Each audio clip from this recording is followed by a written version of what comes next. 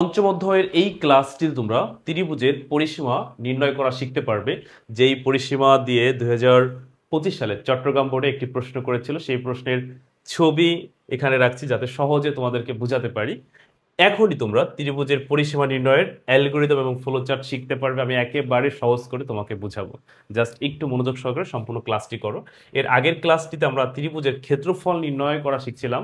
Just এখানে শুধু সূত্রের পরিবর্তন, এছাড়া তেমন কোনো পরিবর্তন না, তুমি দেখলেই বুঝতে পারবে না। যেমন এই প্রশ্নটি চট্টগ্রাম বোর্ড দেখো কি বলছে, গ নম্বরে বলছে উদ্দীপকে উল্লিখিত চিত্রটির পরিসীমা নির্ণয় করো। আবার ঘ নম্বরে কিন্তু ক্ষেত্রফল নির্ণয়ের প্রোগ্রাম চাইছে, তার মানে ক্ষেত্রফল এবং পরিসীমা এখানে দুইটাই প্রয়োজন হয়েছিল গতে, কিন্তু একেবারে সহজ। তুমি বলবো স্যার এত সহজ, আমি এখনই করে দিচ্ছি। আর তোমরা চাইলে কিন্তু আমার কাছে ঘরে বসে অনলাইন আইসিটি পড়তে পারো। আমি এমনভাবে পড়াবো যে তোমার আইসিটি বাইরে কোথাও পড়তে হবে না। বোর্ড পরীক্ষা পর্যন্ত আমি তোমাকে সাপোর্ট দিয়ে যাব একদম। মানে মনে হবে তোমার কাছে যে আমি তোমার বাসায় গিয়ে তোমাকে পড়াচ্ছি। রেকর্ড ক্লাস দিব, লাইভ ক্লাস দিব, প্র্যাকটিস করাবো, সাজেশন দিব, হোয়াটসঅ্যাপে গাইড দিব যে এইটা করো সেটা করো, আমি আছি, বাসার কাজ করো। মানে একদমই তুমি যা যা আশা করো আমার কাছ থেকে তার থেকে বেশি পাবা। তো ঠিক আছে, আমরা এখন ক্লাসে চলে আসি। এই ক্লাসটিতে আমরা শিখবো হচ্ছে ত্রিভুজের পরিসীমা নির্ণয়ের অ্যালগরিদম ও ফ্লো চার্ট। সবাই মনোযোগ প্লিজ।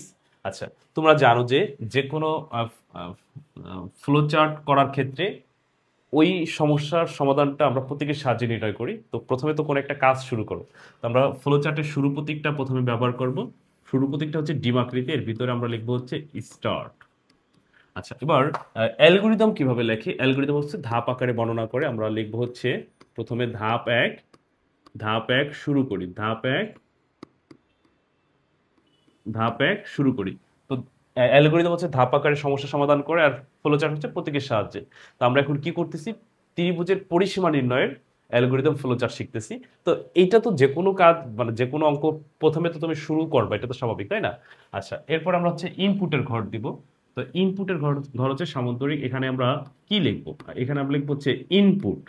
ইনপুট লেখার পরে আমাদের কি বলছিল যে ত্রিভুজের পরিসীমা নির্ণয় অ্যালগরিদম করো বা ফ্লোচার্ট করো, যাই বলুক, আমি একসাথে দুইটাই শিখাই দিচ্ছি।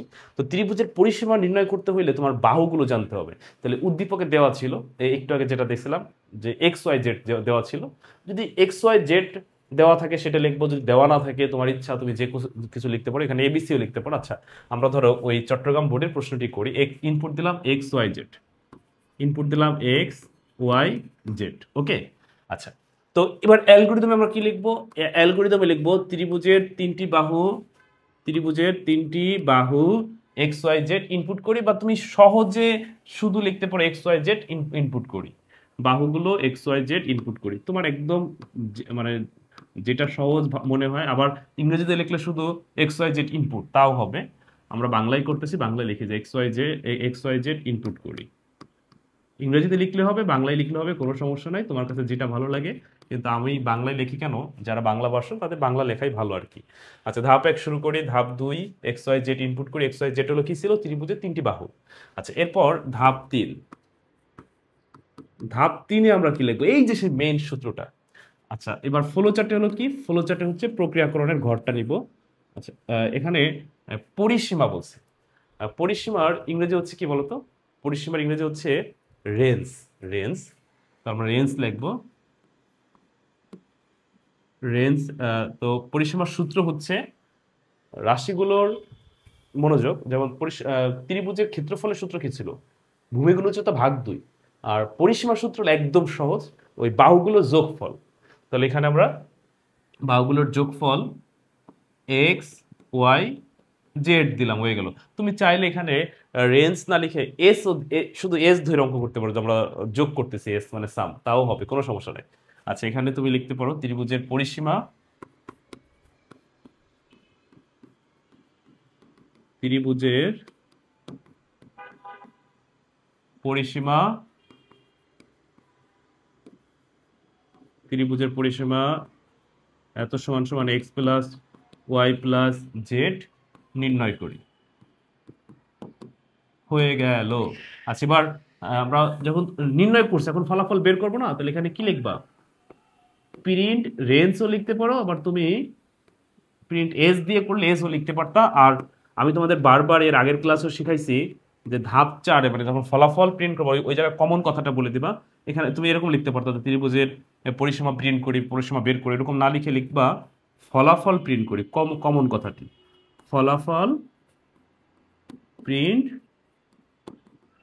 করি, হয়ে গেল। আচ্ছা, তারপরে হচ্ছে শেষ করি। তো শেষ প্রতীকটা কেমন? ডিম আকৃতি, ওই শুরু আর শেষ একই প্রতীক। তারপর তুমি ধাপ 5-এ লিখবা শেষ করি। আশা করি বুঝতে পারছো প্রিয় শিক্ষার্থীরা। আর যেটি শুরুতে বলছিলাম, যদি আইসিটি নিয়ে বেশি দুশ্চিন্তা থাকো, একসাথে সব তাড়াতাড়ি শিখতে চাও, সামনে পরীক্ষার সময় কম, তাহলে আমার কোর্সটি খুবই কার্যকরী। কারণ এই কোর্সে ভর্তি হওয়ার সঙ্গে সঙ্গে তোমাকে প্রথমত থেকে শুরু করে সকল অধ্যায়ের ক্লাস একসাথে এক মুহূর্তে দেওয়া হোক, যে তুমি চাইলে এক সপ্তাহের ভিতরে পুরো বই কমপ্লিট করতে পারবা। বিশ্বাস রাখো, পারবা পারবা। আচ্ছা, এরপর হচ্ছে আমি লাইভে তোমাকে রেগুলার প্র্যাকটিস করাবো বোর্ড পরীক্ষা পর্যন্ত, সাজেশন দিব, বাসার কাজ দিব, মানে টোটালি তোমার আইসিটি ভালো করার দায়িত্ব আমি নিব। তো যেটি এটা স্ক্রিনশট দিয়ে রাখো। আর ওই যে এই হোয়াটসঅ্যাপ নাম্বার SMS দিয়ে আমার সাথে যোগাযোগ করো। ঢাকার মধ্যে কেউ থাকলে সরাসরি আমার কাছে পড়তে পারবে। 01782291657। প্রিয় শিক্ষার্থীরা, ভালো থেকো, আল্লাহ হাফেজ।